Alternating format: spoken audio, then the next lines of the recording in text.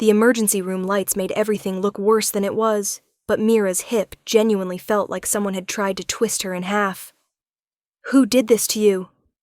The voice came from behind the curtain, low, dangerous, unmistakably his. Mira's eyes flew open despite the morphine haze. She hadn't expected Adrian Volkov to show up here, not at 2 a.m, not when she'd been so careful to hide this from everyone who mattered. "I fell," she said quickly, the lie tasting metallic on her tongue. The curtain ripped back. Adrian stood there in a black suit that probably cost more than her annual salary, his gray eyes scanning her body with an intensity that made her feel naked despite the hospital gown. His jaw was set in that way that meant someone was about to have a very bad night. "You fell," he repeated, his accent thickening the way it always did when he was furious. "Down what? A flight of concrete stairs? Twice?" The nurse behind him looked terrified. "Smart woman." "Mr. Volkov, visiting hours are. Leave." He didn't even glance at her. His eyes stayed locked on Mira's face, reading every micro-expression she couldn't hide. 20 years of friendship meant he could see through her lies like glass. "Now." The nurse fled. Mira wished she could do the same. "Adrian, I don't know why you're here, but I'm fine. Just a little accident at the warehouse. The warehouse that's supposed to be empty on Sundays." He moved closer, his presence filling the small space until she could smell his cologne, cedar and something darker. "The warehouse my brother manages." Mira's stomach dropped. She'd known this moment would come eventually. She'd just hoped it would be later. Much later. Like never. "It was an accident," she tried again. "Don't." The word cracked like a whip. Adrian's hand reached out, stopping just before touching the bruises blooming purple and green across her shoulder, the ones she'd tried to hide under the gown. "Don't insult me by lying. Not you. Not after everything." The machines around her bed beeped steadily, measuring out her panic in precise intervals. Outside the curtain, the ER hummed with late-night emergencies. A drunk college student, a child with croup, life continuing while hers spiraled into chaos. Who did this? It wasn't a question anymore. Adrian's phone was already in his hand, his thumb hovering over a contact that Mira knew would bring 6 armed men to this hospital in under 10 minutes. "Don't call anyone," she whispered. "Please, Adrian, if you care about me at all. If I care." Something flickered across his face, hurt, maybe, buried under layers of controlled fury. "Mira, I've cared about you since we were 12 years old, and you bloodied Tommy Richardson's nose for saying my family were criminals." "Your family are criminals." "Yes, but you're the only one allowed to say it." He sat down on the edge of her bed, careful not to jostle her injured hip. His hand finally made contact, fingers wrapping around hers with unexpected gentleness. "Tell me who hurt you, or I burn the whole city down looking for answers." She believed him. That was the problem. Adrian Volkov didn't make empty threats. When he said he'd burn the city down, he meant it literally. She'd seen the aftermath of his anger before. Buildings that mysteriously caught fire, businesses that suddenly went bankrupt, men who disappeared into the night and were never quite the same when they returned. If they returned. "It was Damien," she finally said, the name scraping out of her throat like broken glass. Adrian went very, very still. The kind of stillness that came before explosions. "My brother." He didn't mean, "What exactly did my brother do to you?" Each word was precisely enunciated, like he was speaking a foreign language and wanted to make sure every syllable landed correctly. "And think very carefully about your answer, Malaya, because whatever you tell me determines whether he lives through the night." Mira's breath caught. She'd heard rumors about the Volkov brothers. Everyone had. 2 sons of a Russian crime lord who'd built an empire on blood and fear. One legitimate on the surface, running construction companies and real estate developments. The other, less legitimate. Damien handled the family's darker business, the kind that happened in warehouses at midnight and left no paper trail. But they were still brothers. Blood. Family. The only family each of them had left after their father had been gunned down 5 years ago. He was angry, Mira said carefully, about the Henderson contract. He thought I'd gone behind his back to Adrian, to you. He grabbed my arm, and I pulled away, and I tripped over some equipment and fell into the scaffolding. Tripped. Adrian's free hand was clenching and unclenching against his thigh, a tell she'd learned to recognize in high school. You tripped. After my brother grabbed you hard enough to leave fingerprints on your arm. He'd seen them. Of course he'd seen them. Adrian saw everything. It was an accident, she insisted. Damien even called the ambulance. He felt terrible about it. He felt terrible. Adrian laughed, but there was no humor in it. He dislocated your hip, cracked 2 of your ribs, and gave you a concussion severe enough that you can barely focus on my face right now. But he felt terrible. How generous of him. Adrian, do you know what I was doing when I got the call? He leaned forward, his face inches from hers. I was at the Bennington Hotel, closing a deal worth $40 million. $40 million, Mira? And the entire time, all I could think about was getting back to my car so I could call you and hear about your day. Her heart stuttered. Adrian, we're friends. You don't need to... Friends. He said it like the word offended him. 20 years I've been your friend. 20 years I've watched you date the wrong men, take the wrong jobs, sacrifice your own dreams to help everyone else achieve theirs. 20 years I've kept my distance because you looked at me like I was one of the good ones, like I wasn't covered in the same blood as the rest of my family. You're not... I am. His thumb traced over her knuckles, the gesture at odds with the steel in his voice. I'm worse, actually, because Damien gets his hands dirty, but I'm the one who tells him where to dig. I'm the one who built this empire on bodies and bribes and 100 sins I'll never wash away. But you know what, Mira? I don't care. Not about any of it. Not when it comes to you. The machines were beeping faster now. Or maybe that was just her heart. The only reason I've stayed away, Adrian continued, his accent thickening with emotion, is because you deserved better. You deserved someone clean, someone good, someone who could take you to dinner without checking for assassins first. His eyes met hers, and the raw intensity there stole what little breath she had left. But apparently, staying away just meant I wasn't there to protect you from the monsters I should have been protecting you from all along. Damien didn't mean to hurt me, she tried one more time. Then he's incompetent and violent. Either way, he doesn't get to put his hands on you and walk away. He's your brother. And your... Adrian stopped abruptly, his jaw working. Whatever he'd been about to say seemed to require physical effort to keep inside. You're more important. The curtain suddenly whipped open again. A doctor stood there, clipboard in hand, looking supremely annoyed at having her ER turned into a crime drama.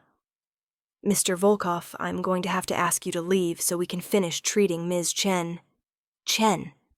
Adrian's head snapped toward Mira. Your mother's maiden name. You changed it.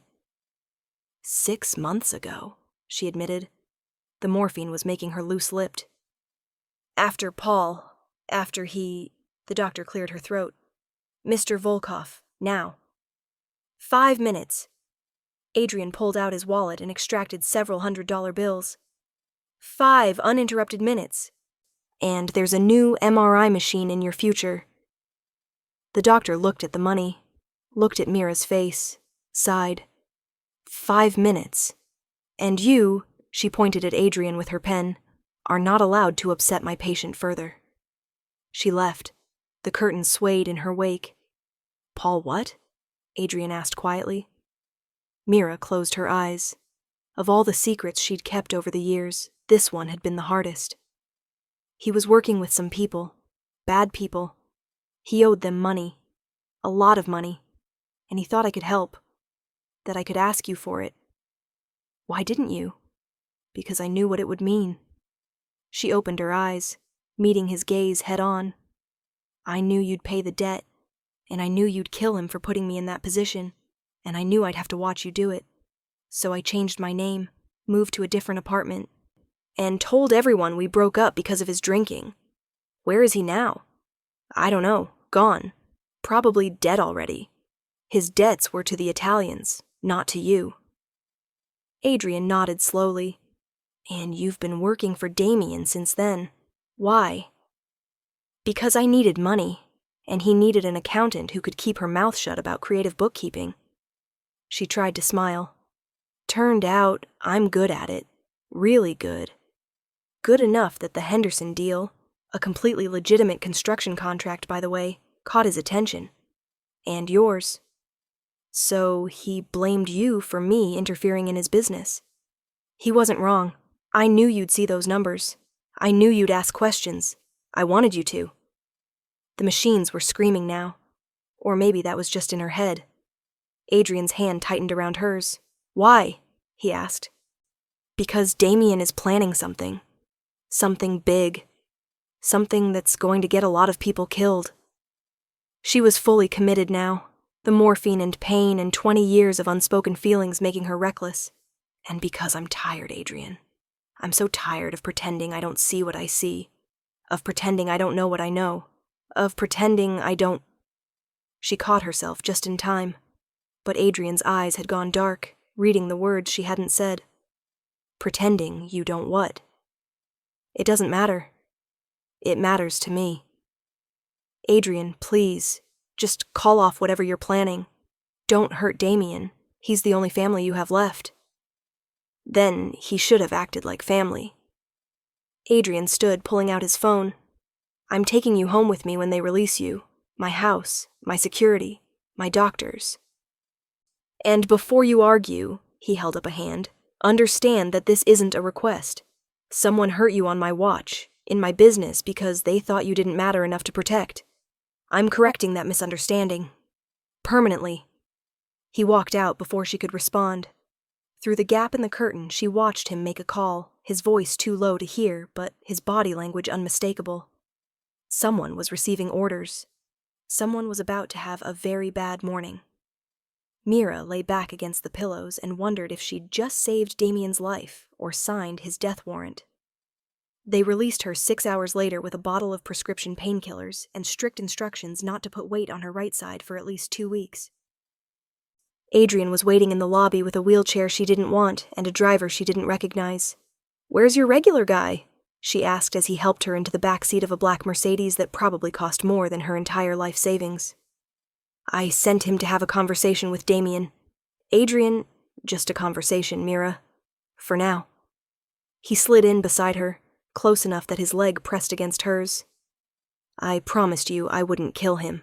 I didn't promise he'd be comfortable." The drive to Adrian's house took 20 minutes through downtown streets that were just starting to wake up. Mira had been to his place before, birthdays, holidays, the occasional Sunday brunch, but she'd never stayed over. That felt like a line they'd both been careful not to cross. Apparently lines didn't matter anymore. The house was exactly as she remembered. Modern, expensive, surprisingly tasteful for a man who'd grown up around gaudy displays of wealth. Adrian helped her inside, supporting most of her weight with an ease that reminded her just how strong he actually was under those custom suits.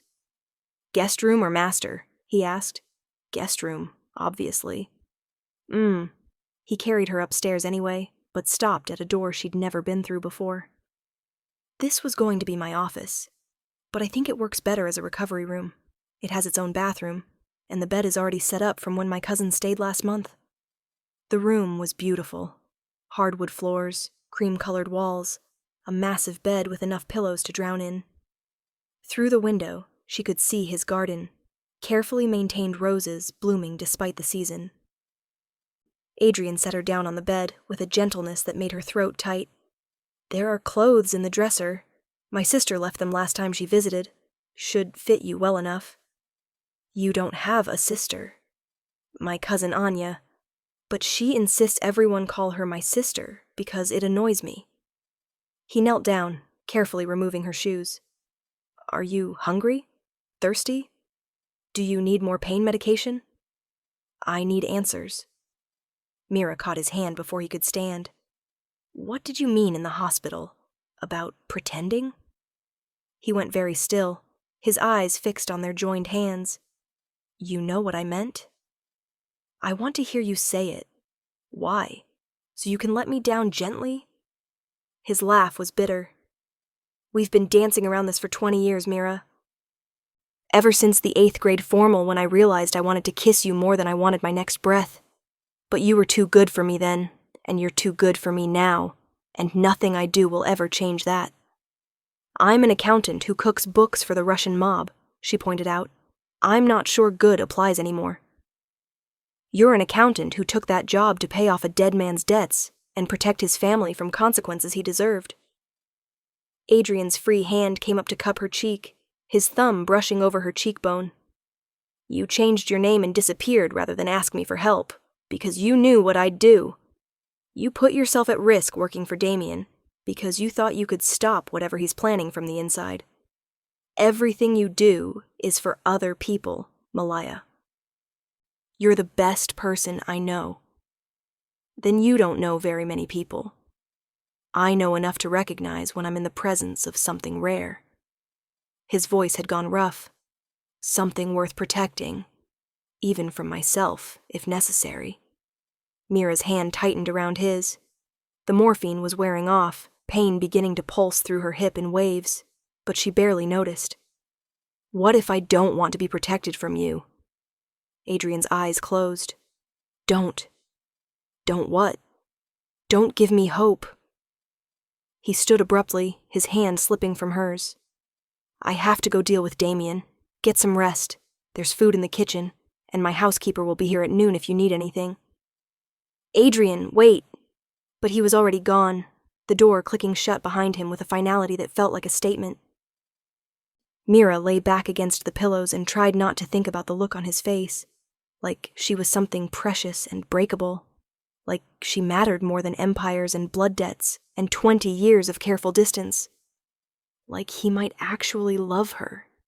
The thought should have terrified her. Instead, it felt like the first honest thing in her life in years. She woke to shouting. The pain medication had finally kicked in enough for her to drift off around 8, but now it was early afternoon, and someone was having a very loud argument downstairs. Mira recognized both voices immediately, Adrian and Damien, the Volkov brothers doing what they did best. Fighting. Completely insane! That was Damien. She's nobody, just some accountant you've been hung up on since high school. Watch your mouth. Adrian's voice was lethal. Before I remove your tongue and mail it to you. You threaten me? Your own brother? Over some woman who isn't even family? She's more family than you've ever been. A crash. Something expensive, meeting something hard. Mira struggled to sit up, pain shooting through her hip. The guest room door was open just enough for her to hear clearly. I didn't mean to hurt her, Damien said, his voice changing. Less angry, more desperate. You have to believe me, Adrian. I was frustrated about the contract, and she pushed back, and things got out of hand. It was an accident. You dislocated her hip, cracked her ribs, gave her a concussion. That's not an accident. That's assault. I lost my temper. It won't happen again. You're right. It won't. Adrian's footsteps moved, pacing, probably. Because you're never going to be in the same room as her again. You're off the Henderson contract. Off all the legitimate business, actually. From now on, you handle what you handle, and you stay away from anything that puts you near Mira. You can't be serious. Damien's voice had gone flat. You're choosing her over me? Your own blood? My blood put his hands on an innocent woman and hurt her badly enough to hospitalize her. My blood then had the audacity to call it an accident, like I'm stupid enough to believe he tripped her into scaffolding hard enough to dislocate a joint. A pause. You want to know the real problem, Damien? It's not that you hurt her. It's that you thought you could. What does that mean? It means you saw a woman who matters to me. Who's been under my protection, whether she knew it or not for 20 years, and you decided she was fair game for your temper. That tells me everything I need to know about how much you respect me. That's not... Adrian, come on. We're brothers. We've survived everything together. Our father's death, the Italian wars, the federal investigations, all of it. You can't throw that away over a woman. I'm not throwing anything away. You did that when you decided Mira was expendable. Mira couldn't hear Damien's response. It was too quiet. But she heard Adrian's reply clearly. Get out. And Damien, if I hear you've been anywhere near her, if you so much as drive past her apartment building, I'll forget we share blood. Are we clear? Footsteps. A door slamming. Silence. Mira waited, listening to Adrian's breathing from downstairs. Ragged. Angry, barely controlled. Then, quietly, the sound of something breaking. Glass, maybe. Or porcelain. Something that had probably been expensive before it met the wall. She should have felt guilty. Should have felt sorry for causing a rift between brothers. But all she felt was a strange, warm certainty settling in her chest. Adrian had chosen her. He didn't come back upstairs. Mira dozed on and off throughout the afternoon, listening to the quiet sounds of the house around her. Around 4, the housekeeper, a kind-faced woman named Mrs. Patterson, brought her soup and fresh bread. Mr. Volkov asked me to make sure you ate, she said, setting the tray down with practiced efficiency. He's in his study. Working. Is he okay? Mrs. Patterson gave her a long look. He will be. He just needs time to process. Process what? That sometimes the right choice is also the hardest choice, she smiled. Eat your soup, dear. You'll need your strength. The soup was delicious. Homemade chicken with vegetables and herbs that probably came from Adrian's garden. Mira ate slowly, watching the sun set through the window. Outside, she could see someone moving through the garden. Adrian, still in his suit pants and white shirt, the jacket long since discarded. He was pruning roses with a viciousness that suggested he was imagining someone's face, probably Damien's. Around 7, there was a soft knock on the door. Adrian entered without waiting for an answer, carrying a glass of water and her pain medication. You're due for another dose, he said, handing both over. His shirt was dirty now, sleeves rolled up. Several scratches visible on his forearms. Don't try to tough it out. There's no prize for suffering unnecessarily. You've been gardening. I needed to hit something. The roses were a safer choice than my brother. He sat down on the edge of the bed, careful to keep distance between them. How are you feeling? Like I was thrown into scaffolding. His eyes tracked over her face, cataloging every detail. Did you hear us? Earlier? Some of it. Then you know what I did. You protected me. I chose you over my own brother. He said it flatly, like he was still trying to process the reality of it. Over the only family I have left. Over 20 years of standing together against the world. He hurt me. I know, and I can't forgive that. I can't. Adrian's hands clenched on his knees. I've done terrible things, Mira. Things that would make you sick if you knew all the details. I've hurt people, killed people, destroyed lives because it was convenient or profitable or necessary. But I always had lines, rules. Family was sacred. Blood mattered above everything. And now? Now I'm sitting here realizing that the most important line wasn't about blood at all. He finally looked at her, and the naked emotion in his eyes made her breath catch. It was about you. It was always about you. Mira's heart was hammering hard enough to hurt. Adrian, I need to say this, before I lose my nerve. He took a breath. I've been in love with you since we were 15 years old and you dragged me to that art museum because you said I needed culture. Do you remember? She did. They'd spent 4 hours looking at paintings, and Adrian had pretended to be bored while secretly reading every placard. She'd caught him taking photos of his favorites. You said you needed culture, she whispered. I needed an excuse to spend the day with you without my father's men watching. Adrian's smile was sad. Every birthday gift I've ever given you was something I spent weeks researching. Every time you called me at 2 a.m. because you couldn't sleep, I stayed on the phone until dawn, even if I had meetings at 6. When you started dating Paul, I had him investigated within 12 hours, and it took everything I had not to make him disappear when I saw what kind of man he really was. Why didn't you tell me? Because you looked at me like I was good, like I was someone worth knowing, beyond the money and the power and the family name.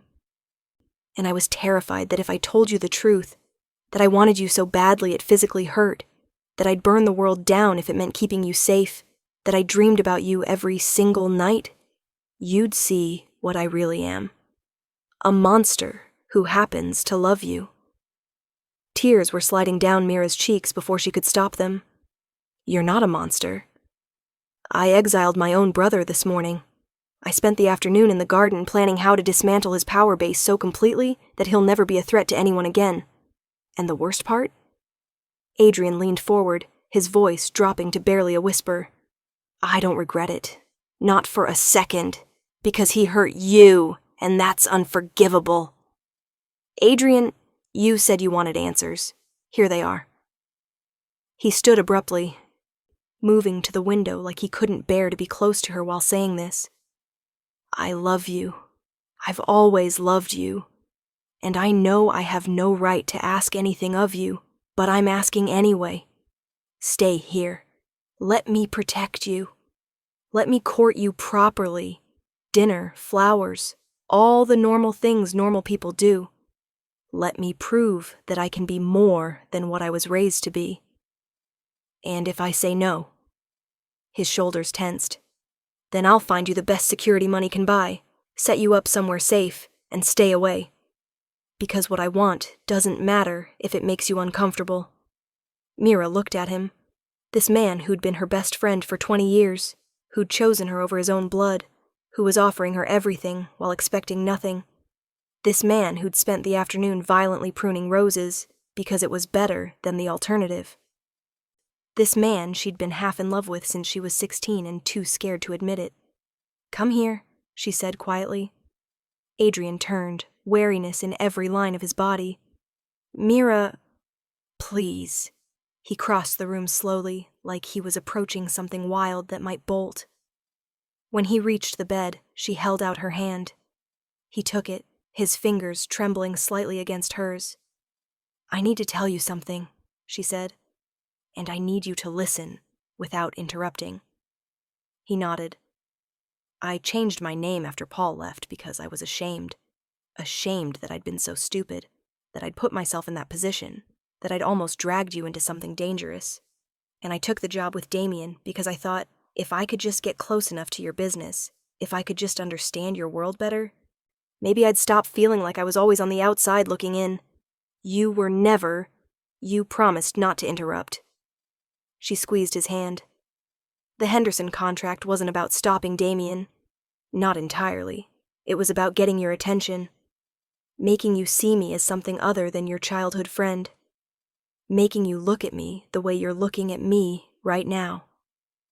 Adrian's breath caught. I've been in love with you since I was 17 years old, and you punched Tommy Richardson for saying I'd slept with the entire football team. Do you remember that? He spent 6 weeks with his jaw wired shut, Adrian said hoarsely. You told me you did it because nobody talks about your friends that way. And I remember thinking that I wanted you to do it because I was more than your friend. That I wanted to be the person you protected, because you couldn't imagine the world without me in it. She pulled his hand up to her chest, pressing it over her heart. So here's my answer to your question. Yes. To all of it. To staying here. To dinner and flowers. To letting you court me like we're normal people living normal lives. Yes. Mira. But I have conditions. He laughed, the sound wet and broken. Of course you do. First, no more lying to each other, about anything. If you're planning something dangerous, I want to know. If I'm scared or angry or confused, I'll tell you, complete honesty. Done. Second, I want in, all the way in. If I'm going to be with you, I need to understand your world. The business, the family, all of it. No more protecting me from the truth. Mira, some things, all of it, Adrian. I can't be your partner if you're always trying to shield me. He studied her face for a long moment. You understand what you're asking? Once you're in, there's no going back. You'll know things that could get you killed. You'll be part of a world that doesn't forgive mistakes. I'm already part of it. I have been since I took Damien's job. The only difference is now I'll have you beside me. Third condition? Mira smiled. Kiss me. Adrian's eyes went wide. You're injured. Medicated. This isn't... Kiss me, she repeated. Before I think too hard about how insane this all is, and change my mind. He leaned in slowly, giving her every chance to pull away. His hand came up to cup her face, thumb brushing over her cheekbone, exactly the way he had in the hospital. And then, his lips were on hers. Soft and careful and tasting like coffee and promises. It was nothing like she'd imagined. It was better. Because this wasn't the dangerous Volkov heir kissing her. This was Adrian, her best friend, the boy who'd brought her flowers when her mother died and stayed up all night helping her study for college entrance exams. This was the man who'd chosen her over everything else that mattered. When he finally pulled back, his forehead rested against hers. I'm going to marry you, he said, probably within the year, just so you know. That's moving a little fast. I've waited 20 years. I'm done being patient.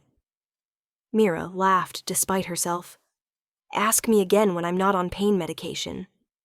I will, tomorrow, and the day after, and every day until you say yes.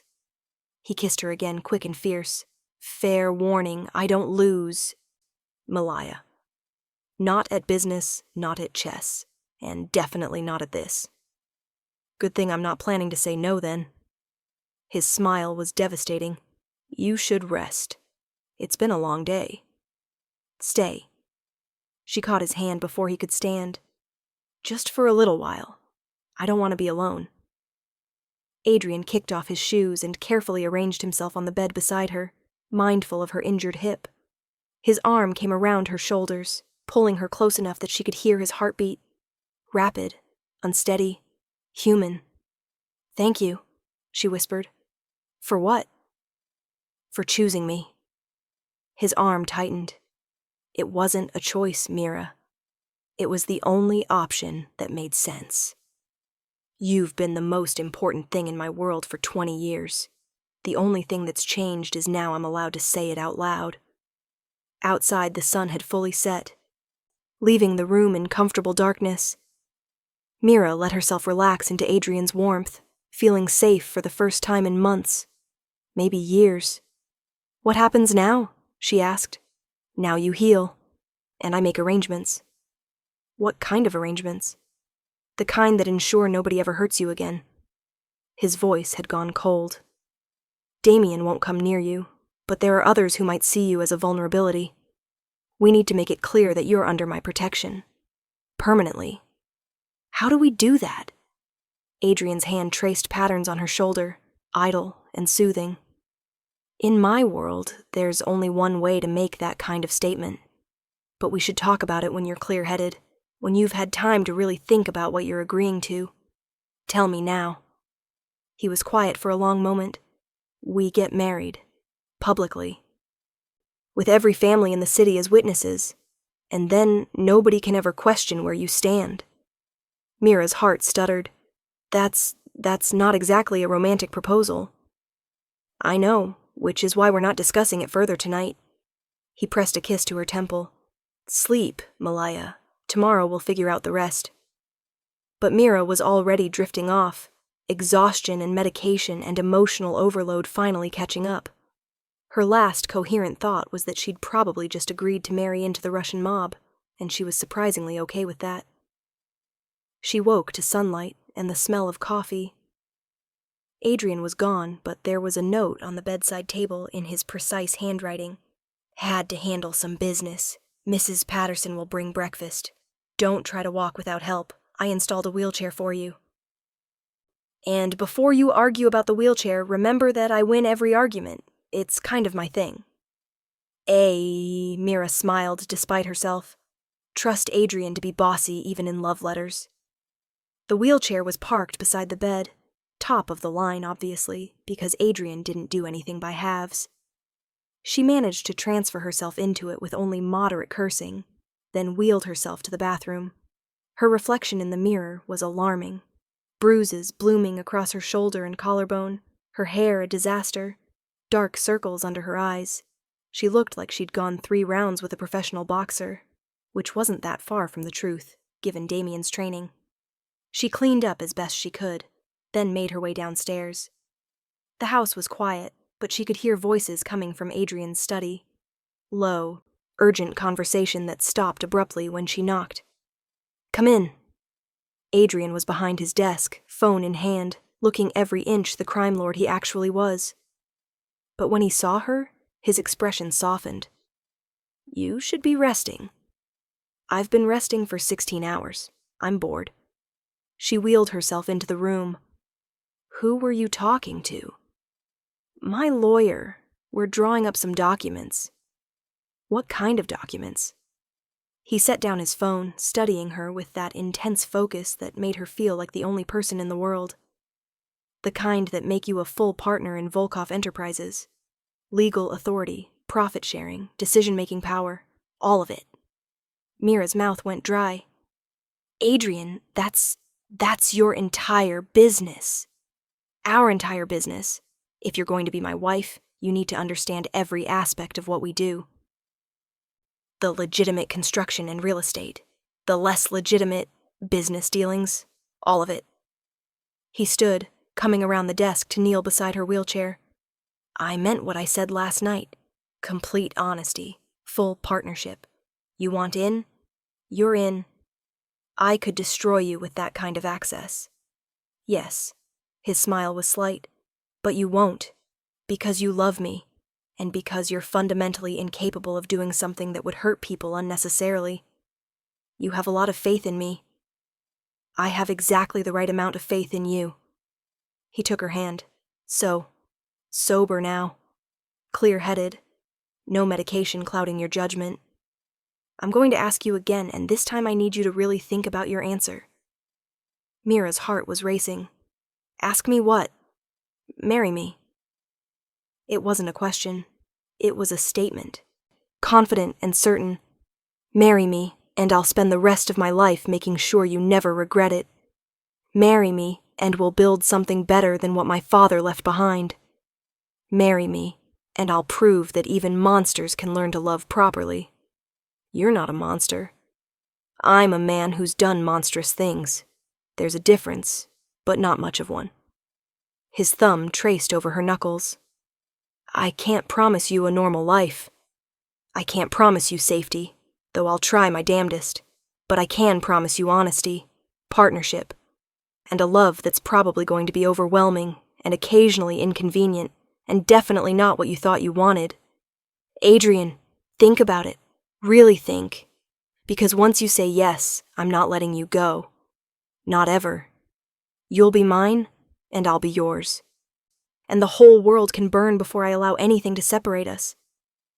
Mira looked at him. This man who'd loved her for 20 years without asking for anything in return. This man who'd chosen her over his own family. This man who was offering her everything, including the parts of himself that were dark and dangerous, and probably unhealthy. She thought about her life before. Small, safe, predictable. Working jobs she didn't care about. Dating men who didn't see her. Living in the margins of other people's stories. She thought about the life Adrian was offering. Dangerous, complicated, probably illegal in at least 15 ways. But also real. True. Hers. "Yes," she said.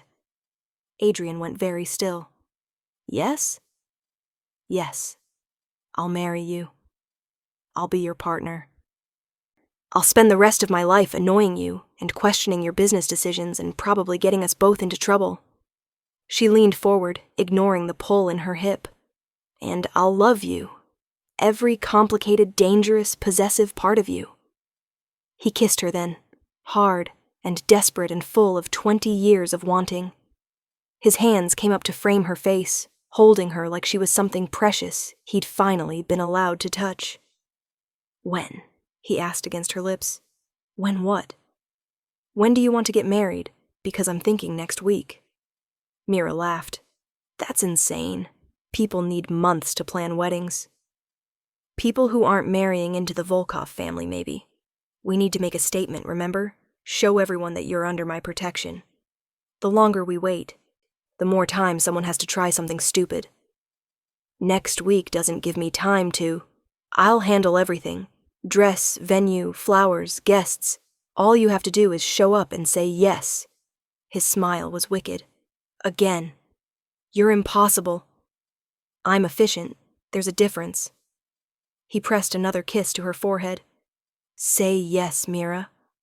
Let me do this for you. Let me show the world that you're mine before anyone else gets ideas.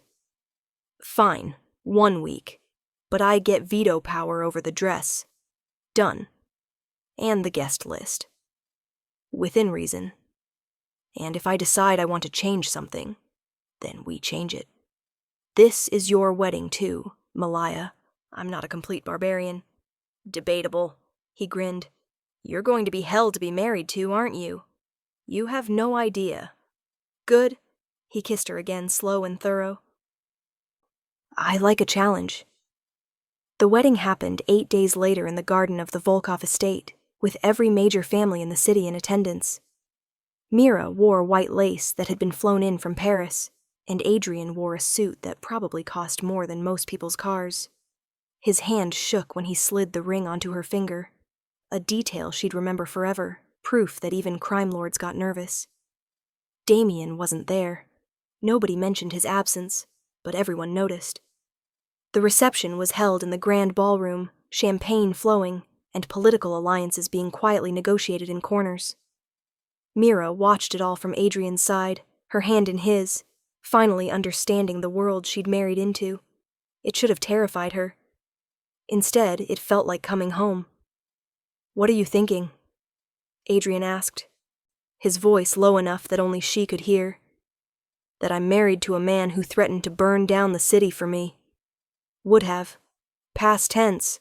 Now I'd actually do it. He kissed her temple. How's your hip?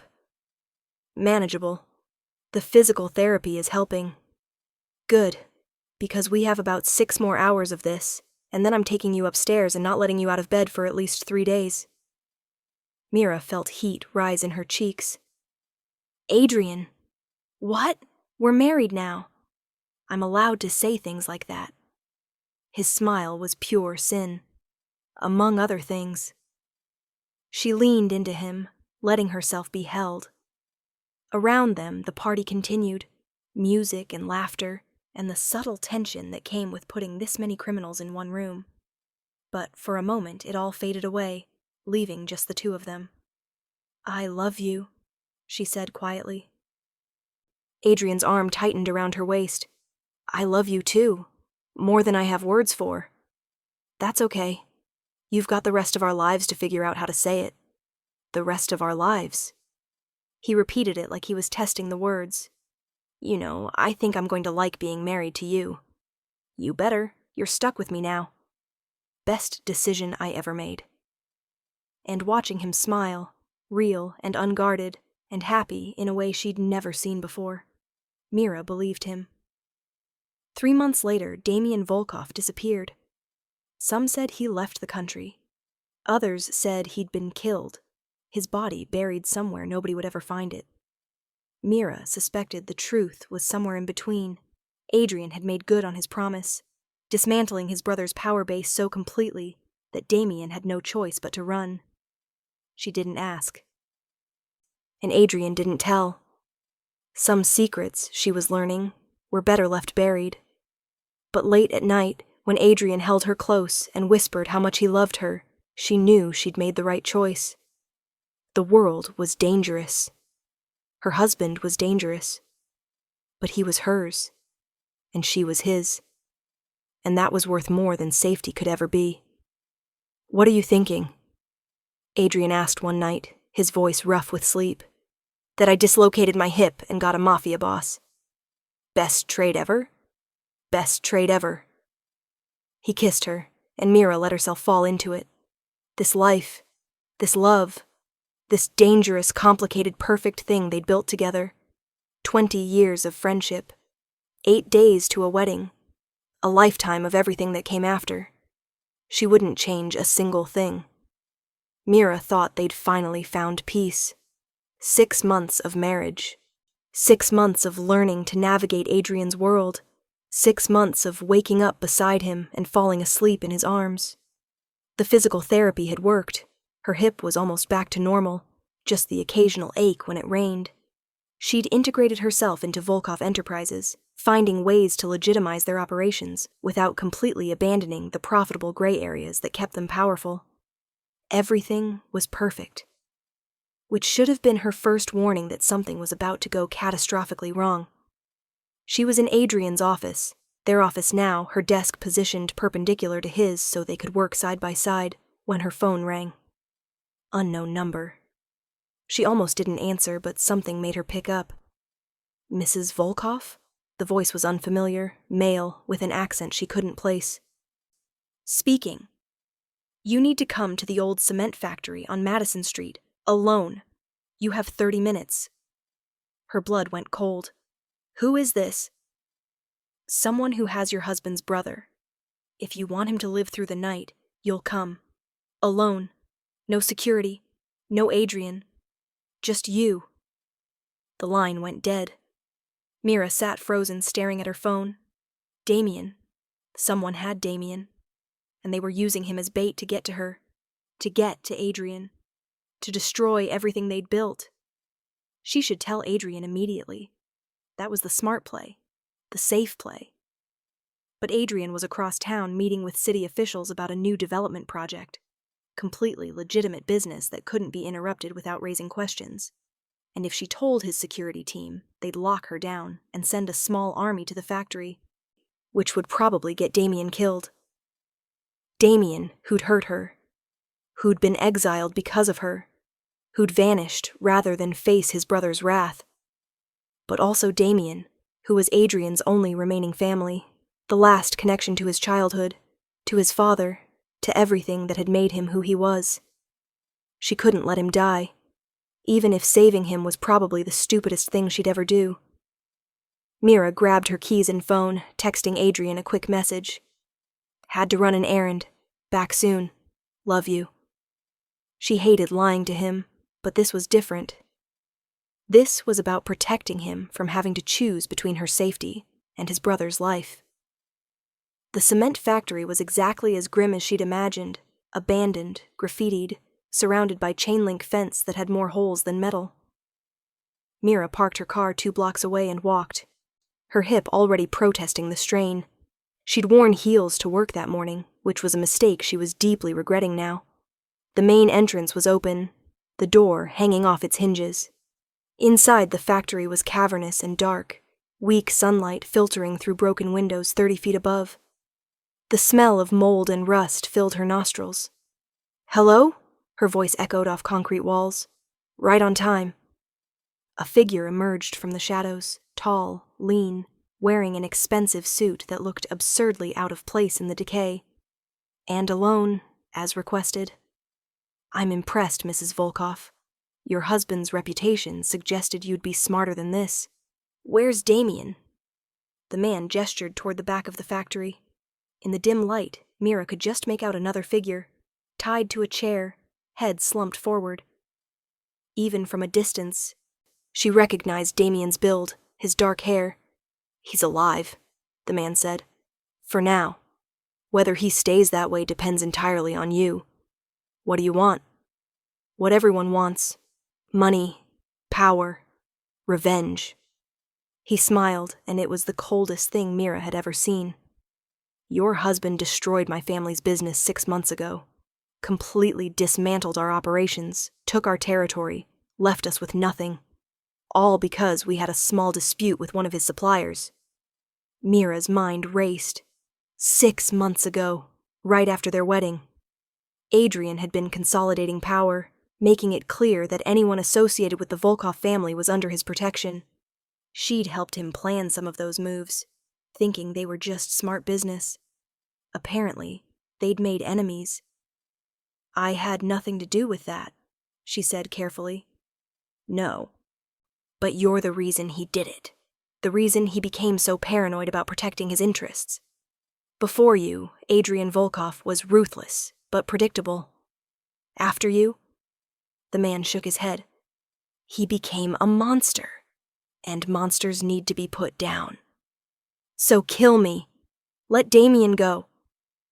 "Oh, I'm going to kill you, but first you're going to call your husband. Tell him to come here, alone. And when he arrives, desperate to save you, I'm going to make him watch while I end everything he loves. Starting with his brother, then you, and then, when he's broken enough, him." Mira's heart was pounding so hard she could barely hear. This was bad. This was worse than bad. This was catastrophic, and she'd walked right into it because she'd thought she could handle it alone. "And if I refuse to call him, then I shoot you now, and Damien after you. Either way, Adrian Volkov suffers. I'm just giving you the choice of how much." She looked past him to where Damien sat motionless. Was he even conscious? Was this whole thing a setup, with Damien already dead, and this man just using his body as bait? "Can I at least check if he's alive?" she asked. The man considered. 5 minutes. But if you try anything clever, I'll put a bullet in his brain before you take 2 steps. Mira moved forward slowly, every nerve screaming at her to run. But running meant abandoning Damien, and she couldn't do that. Not when Adrian would never forgive himself if his brother died, because she'd been too cowardly to try.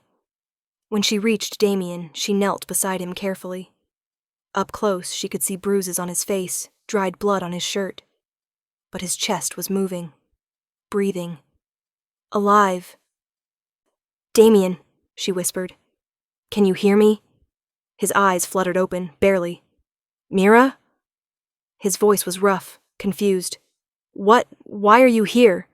"Because I'm an idiot."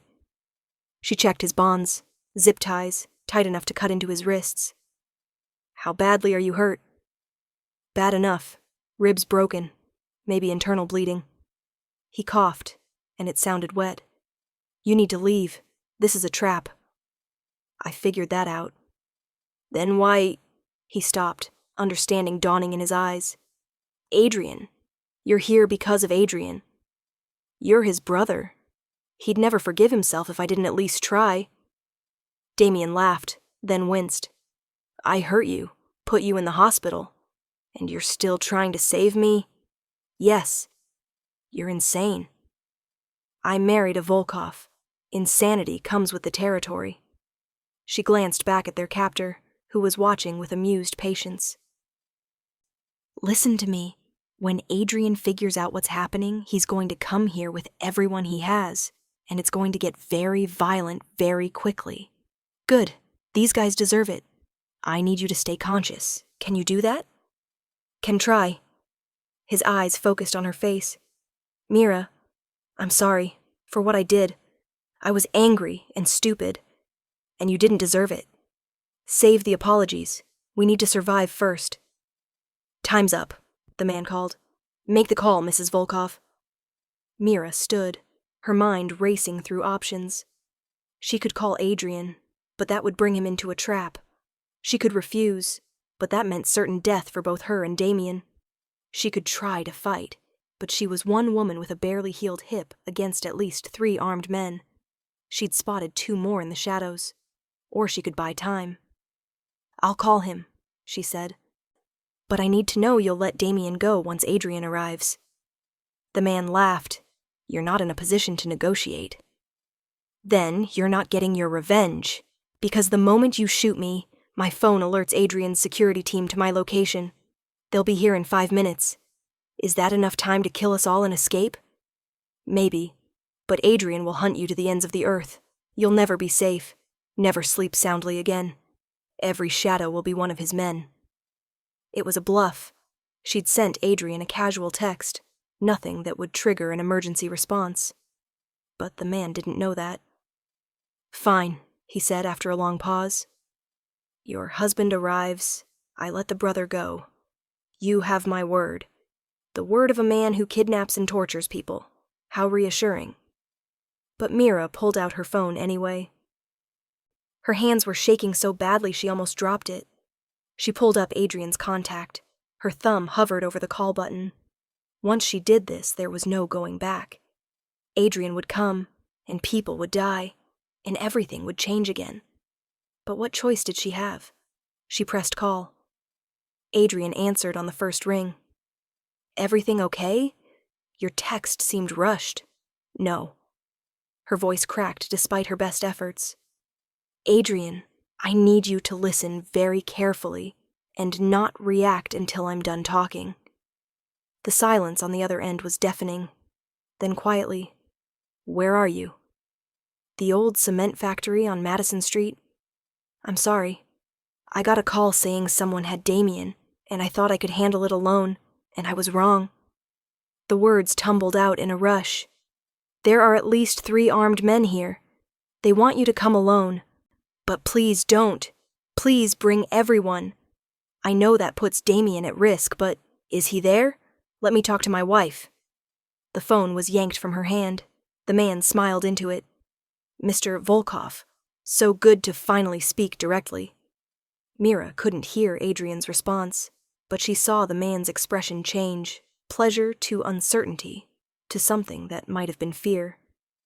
Yes, that's right, the man said. Your wife and your brother. You have 15 minutes to get here, alone, or I start removing her fingers. He ended the call, tossing Mira's phone aside. Your husband is very protective. It's almost touching. He's going to kill you, Mira said flatly. Maybe, but not before I take everything from him first. The next 12 minutes were the longest of Mira's life. The man made her sit against the wall near Damien, within sight, but too far to touch. His 2 companions had emerged from the shadows, young, nervous, holding guns like they weren't entirely sure how to use them. This wasn't a professional operation. This was revenge carried out by desperate people, which somehow made it worse. He'll bring an army, Damien muttered. You know that, right? I know. You shouldn't have come. Shut up, Damien. I mean it. I don't deserve... I said shut up. I didn't come here for you. I came here because Adrian loves you, even after everything. Even though you hurt me. Even though you ran away. He's your brother, and that matters to him. And he matters to me. So yes, I came. And yes, it was stupid. But I'd do it again. Damien stared at her. You really love him. More than anything. Then I really don't deserve to be saved. Before Mira could respond, the sound of a car engine cut through the silence. Then another, and another. The man's expression went from confident to alarmed. I told him to come alone. And you believed him? Mira couldn't help the bitter laugh. You threatened his wife. What did you think would happen?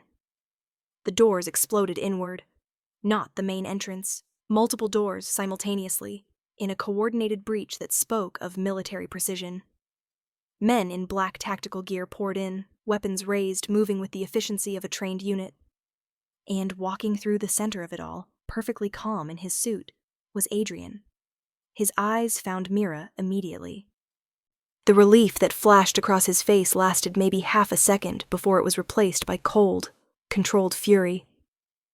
Nobody move, he said quietly, but his voice carried, echoing off the concrete. Nobody breathes wrong. Because if anything at all, happens to my wife in the next 60 seconds, I will personally ensure that your deaths take weeks.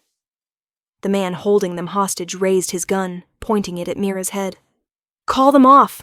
Call them off, or she dies! No, Adrian said. She doesn't. Because you're not that stupid. You kill her. You lose your only leverage.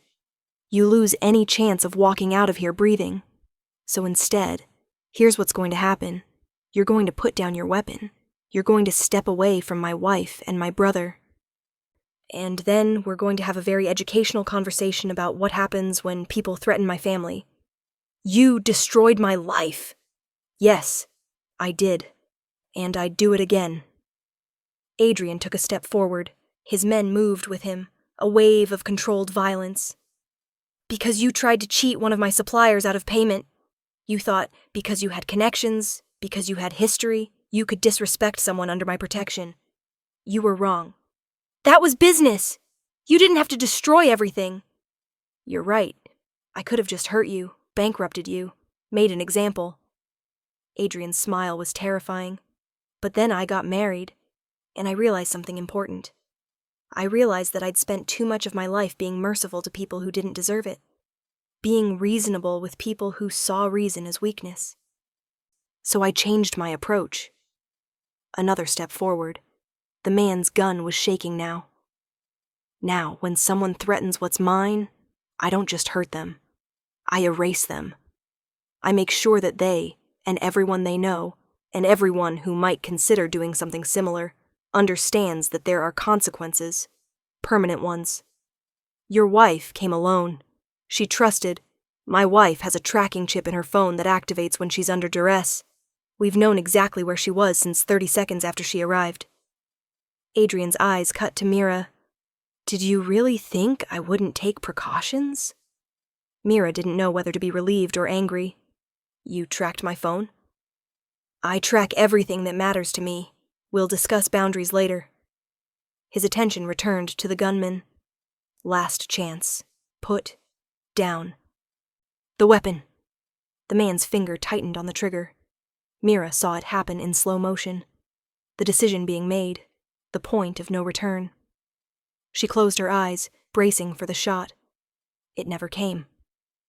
Instead, there was a single crack, sharp, precise. The man crumpled, a red stain blooming on his shoulder. His gun clattered to the concrete. Adrian's men swarmed forward, subduing the other two captors before they could react. Adrian crossed the remaining distance to Mira in 3 strides, dropping to his knees beside her. His hands framed her face, eyes scanning for injuries. Are you hurt? Did they touch you? I swear to God, Mira, if they... I'm fine. Scared. But fine. She leaned into his touch. Damien needs a hospital. Adrian's jaw clenched. Get him in the car. Now! His men moved immediately, cutting Damien's bonds and carefully lifting him. To Mira, he said, We're going to have a very long conversation about what running an errand means. I know. I'm sorry. You just tried to save my brother. Alone, against armed men. After I spent 6 months teaching you how this world works.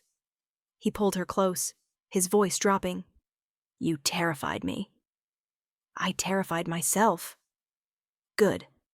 Maybe next time you'll bring backup. He helped her stand, supporting her weight when her hip protested. Can you walk? Yes, Adrian, tell me in the car. We need to leave before police arrive. He guided her toward the exit, his body positioned between her and any remaining threats.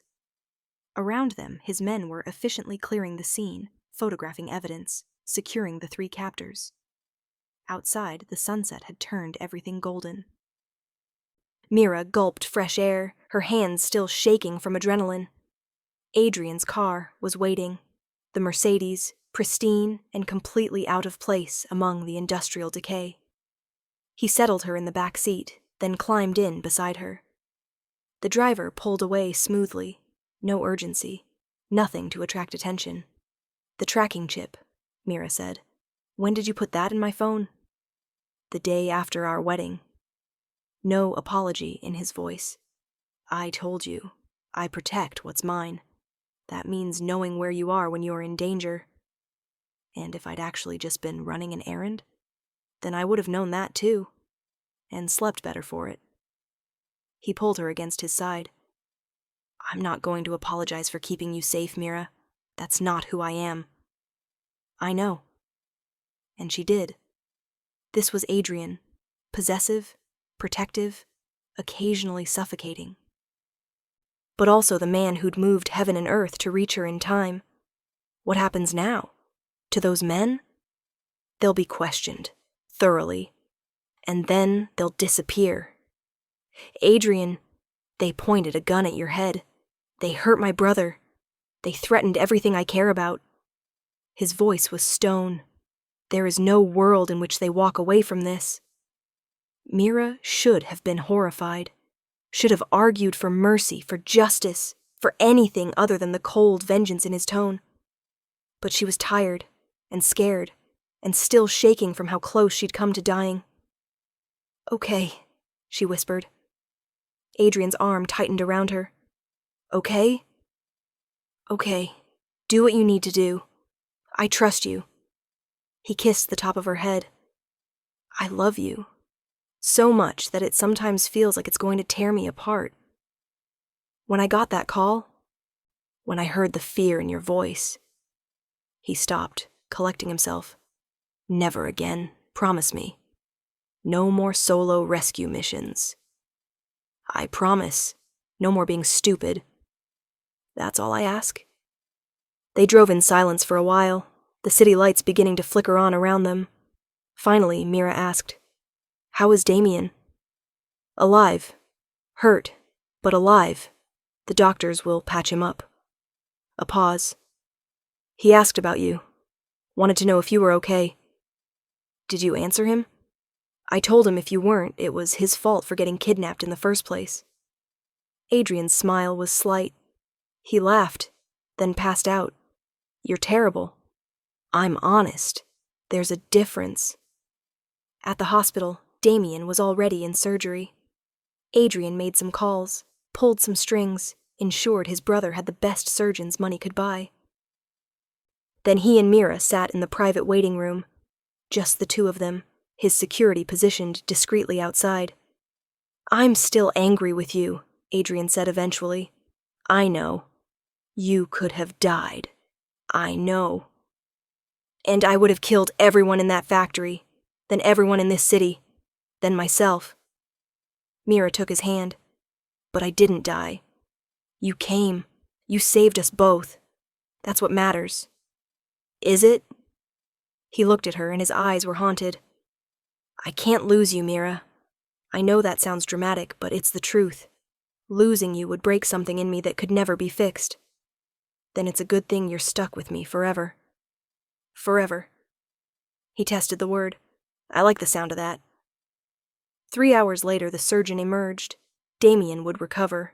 Broken ribs, internal bruising, but nothing that wouldn't heal with time. He'd be in the hospital for a week, then months of recovery at home.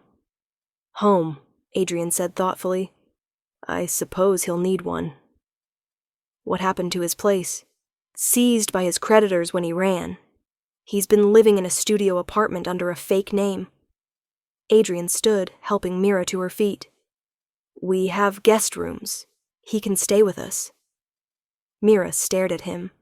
You're inviting Damien to live in our house? After everything? He's my brother. And you risked your life for him today, which means he matters to you too. So yes, he stays with us until he's back on his feet. Then we figure out where he fits in all this. Adrian's expression softened. You reminded me today that family is complicated, that people deserve second chances, that love means showing up even when it's hard. I didn't mean, yes, you did. You absolutely did. And you were right. He kissed her forehead. Now let's go home. We both need rest. And tomorrow, Damien gets to wake up and discover that having a sister-in-law is going to be the most annoying thing that's ever happened to him. Mira laughed despite everything. You're delegating his recovery to me. You wanted full partnership. Congratulations. You're now responsible for making sure my brother doesn't do anything stupid while he heals. That's not what I meant by partnership. Too late. Should have read the fine print before marrying me. They drove home through quiet streets, Mira's head resting on Adrian's shoulder. Her hip ached. Her hands had finally stopped shaking. And despite everything, the kidnapping, the threats, the violence, she felt oddly peaceful. This was her life now. Complicated, dangerous, occasionally terrifying, but also full of a love so fierce it had moved armies. Full of a partnership that meant being equals, even in darkness. Full of second chances and chosen family, and the understanding that sometimes the right choice was also the hardest one. Thank you, Adrian said quietly as they pulled into their driveway. For what? For seeing the good in me, for loving me anyway, for being brave enough to try to save someone you had every right to hate. He helped her out of the car, supporting her weight, for being exactly who you are. Mira looked up at him. This man who'd burned down her entire world and rebuilt it into something better. This man who tracked her phone and sent armies and loved her with an intensity that should have been frightening. "Thank you for coming for me," she said. "Always. Every time." Without question. He guided her inside their home. Now, food, bath, bed. In that order. Bossy. Protective. There's a difference. Not much of one. But she let him take care of her anyway. Heating up leftovers, running a bath, tucking her into bed with the kind of gentleness that contradicted everything the world thought they knew about Adrian Volkov. As she drifted off to sleep, safe and warm and home, Mira's last thought was that she'd walked into a cement factory alone and emerged with something precious. Not just her life, not just Damien's, but the absolute certainty that she and Adrian were going to build something extraordinary together. Something that honored both the darkness and the light. Something worth fighting for. Forever, she thought as sleep finally claimed her. She'd promised him forever. And Mira Chen Volkov always kept her promises.